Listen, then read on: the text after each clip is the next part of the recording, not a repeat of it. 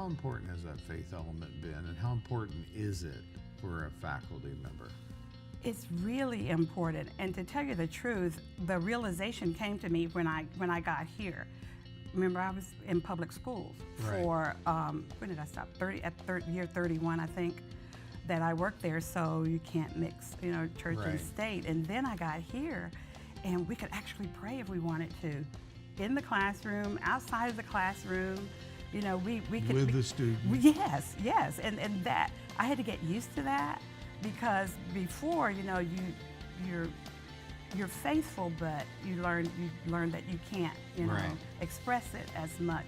So after all that training for 31 years, then I get here and we can pray anywhere.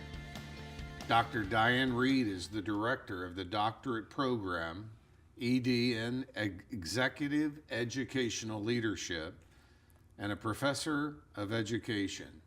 The Doctor in Executive Educational Leadership was HBU's first doctoral program, making Houston Baptist University a national comprehensive university. The College of Education is launching a second doctoral program, the Doctor of Education in Special Education Leadership, and I gotta just say congratulations. Thank you so much. Wow, 2 doctoral programs. That's right. A comprehensive Christian university. Big stuff. Yes. And how did you get here? I retired from Sam Houston State University, and at the time when Dr. Cynthia Simpson was here, she and I worked together at Sam Houston. So she called me up one day and said, "Oh, you're not doing anything. Come help me do this doctoral program." So I said, "Okay, I'll come over, and maybe I'll just adjunct because I'm really supposed to be retired." And so after a few classes and over the summer, in the fall, I was full-time, and we were full on in getting this program off the ground. Wow, and it's been quite a ride since. It has been. It really has been. Did you, now the second doctoral program? Yes, we just found out about that one. I think it was around February we just found out, but we're scheduled to have a cohort by fall 18. Wow. So we're moving pretty quickly. And in addition to the first doctoral program, we figured out, we need a superintendent component, thus the executive educational leadership part. And so Dr. Simpson said, well, can you write a prospectus for a superintendent program? Well, no, I didn't know, but I learned real fast, and we got it approved by the Texas State Board of Educators Certification. Wow, and that's an executive, give me that title. Doctorate in Executive Educational Leadership. Oh, that's phenomenal. And how needed is that? Yes. I don't know anybody that's not managing lots of people like these folks are that doesn't want to enhance their leadership skills. Absolutely. And that's how we think of ourselves. We think of ourselves as a program that creates leaders. Exactly. So we call ourselves an executive educational leadership doctoral program. However, there are people from several different fields who get into that particular doctoral program, not the special ed one. So we have some entrepreneurs, we have nurse, community college people, principals, teachers, anybody who's ever held a leadership position before. This program could fit them because we teach them how to be better leaders. That's excellent. Now tell us about Dr. Dianne Reed. Well, I thought about this one day. I don't know why it crossed my mind, but this is my 40th year in education, from the pre-K to university, in schools and universities across Texas. 40 years? Well, 40 years. I've been doing about 40 years, but I'm only 35, so I don't know how it works. Right? And I don't know why that dawned on me one day. I went, wow, that's a long time. No wonder I retired one time. But so, like I said, I came from Sam Houston State University. Before being at Sam Houston State University, I was a principal in Conroe Independent School District. And before that, I was an administrator in Spring ISD. I've been a teacher, special education and general education, an educational diagnostician, a counselor. And so all across the great PK-12 public schools in Cy-Fair, Conroe, and Cy-Fair Conroe, and Spring ISD. So you see a lot and experience a lot Yes. when you're in those locations. Yes. I mean, you're not a beginner by any means. No, no, I'm not.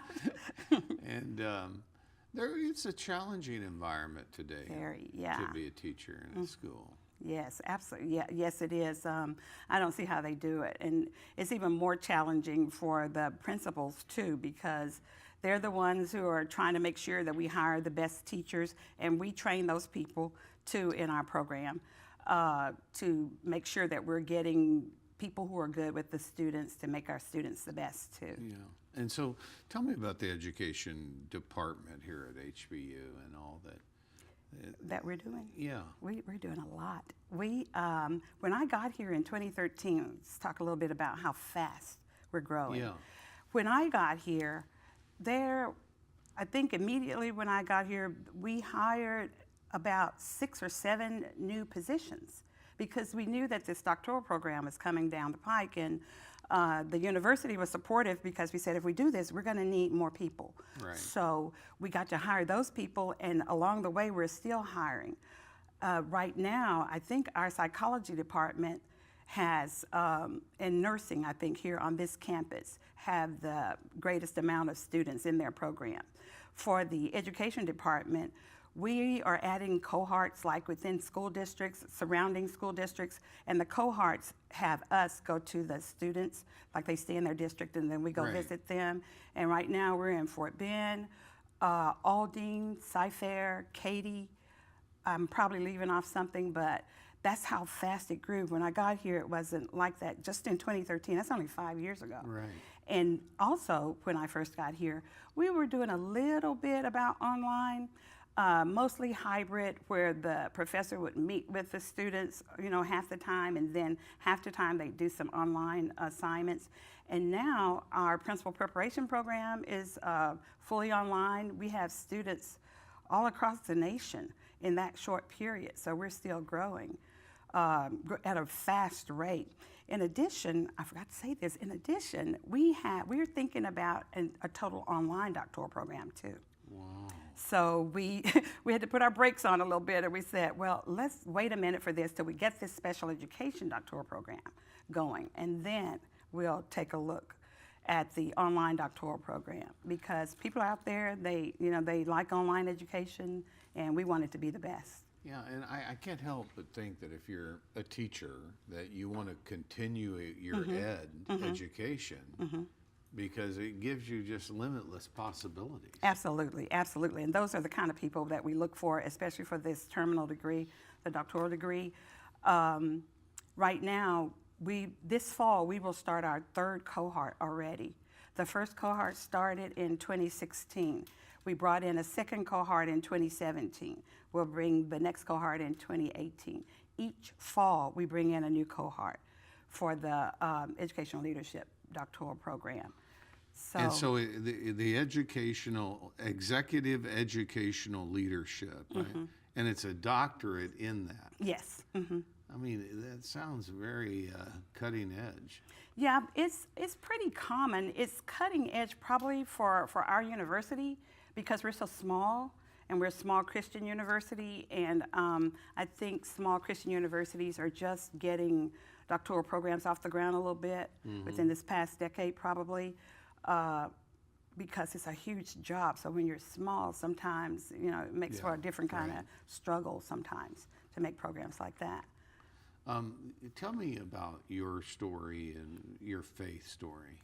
My faith story. Well, I got baptized when I was 11 years old, and I remember it vividly because I'm the 5th daughter of 6 children in my family, and my 3rd oldest sister. We would go to church, and she said, you have to get baptized. And at 11, I didn't really understand what all that meant. But, as I got older, then I understood more what that meant for me as a person, a mom, I'm a grandma. So, all of those things in my family. I go to Impact Church in the Woodlands, Baptist Church, and some other denominations attend the church also. And Yeah. I just try to be in my little spare time, try to be as active as I can. Right. I like working with the youth. We do SAT preparation for them, for the teens, Cool. and try to get other activities for them, so I participate as much as I can. That's really, really fantastic. Now, as you look at the education department and the part you're playing, what do you see coming down the road for HBU? More doctoral programs that'll help get that programs, yeah. So, I mean, what is the ultimate dream? Well, the things that we've been talking about is we talked about the Executive Education Leadership Doctoral Program. And this is before we even got approved for anything. Right. We talked about the Special Education Leadership Doctoral Program, which happened also. Then, at that time we were thinking about all these things, we think that we need a doctorate in psychology also. And we now have a higher ed master's degree. So that's another area where maybe we would be thinking about doctoral programs. We only started thinking about the fully online doctoral programs within the past couple of weeks, actually, that we really started some discussion and trying to wrap our heads around what would that look like for us, how will it impact us as it relates to our workload and things like that. So we're still discussing some of those things. And what would be just kind of on the drawing board for online potentiality in the education area? You mean like how? In the executive, would it be the doctorate in executive education? Yes, it would be the same doctorate, yes. Right. And because your cohorts, in a sense, are similar to like online in that they're remote installations. Yes. That's the difference. So the school districts are actually having you come and teach, offering that degree using their facility? No, not the doctorate degree. It's the master's degree that we have the other master's, cohorts right. in. Yes. And yes. And how are those relationships established? Because some of us have been professors of some of the superintendents in the area, or we know the principals in the areas. So we develop conversations and we keep those relationships going after our students graduated when we were at other universities. That gets our foot in the door many times. And then sometimes it's word of mouth. It's amazing to me, especially with the doctoral program too, that we did advertise, but we have some really loyal alumni.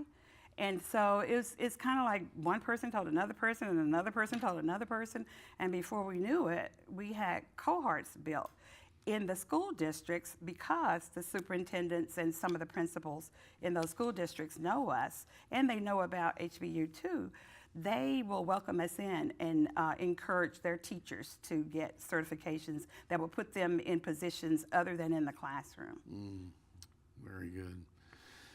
I want to just ask you about the confessional statement here at HBU is Jesus Christ is Lord. And you have this environment which is conducive to Christianity. Yes. It's conducive to the faith element. And I empathize with any faculty member, teacher who's in an environment with all kinds of kids. Yes. Where they can't bring the faith element in at all. How important has that faith element been, and how important is it for a faculty member? It's really important, and to tell you the truth, the realization came to me when I got here. Remember, I was in public schools for when did I stop? Year 31, I think, that I worked there. So you can't mix, church and state. And then I got here, and we could actually pray if we wanted to, in the classroom, outside of the classroom. We could with the students. Yes, and that I had to get used to that because before, you're faithful, but you learn that you can't, express it as much. So after all that training for 31 years, then I get here and we can pray anywhere we want to, and it's wonderful. It's great. And sometimes in some situations students are in, when they find difficulty, like when Harvey came and just personal illnesses and things like that, I think that it gives people hope and support and just a feeling of that things are going to be okay when we stop in our class and say, you know what, we need to send our prayers this way for our students. That in and of itself is an education that young people need in spirituality. Absolutely. My wife and I have traveled throughout Europe, and you go to some of these countries and cities, and it is just these churches are nothing more than a monument. Nobody's in them, Right. and the young people certainly aren't. Exactly. Yes. And it's quite tragic. We have an opportunity.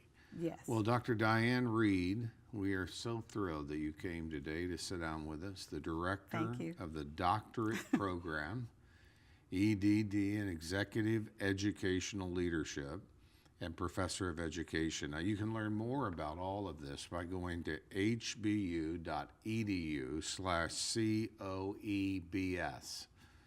And the graduate school can be reached at 281-649-3269. We'll be sure to keep that on the screen. Dr. Reed, thank you for all you've You're so done, welcome. the tremendous labor and leadership that you're exerting at HBU, and you're greatly appreciated. Thank you so much.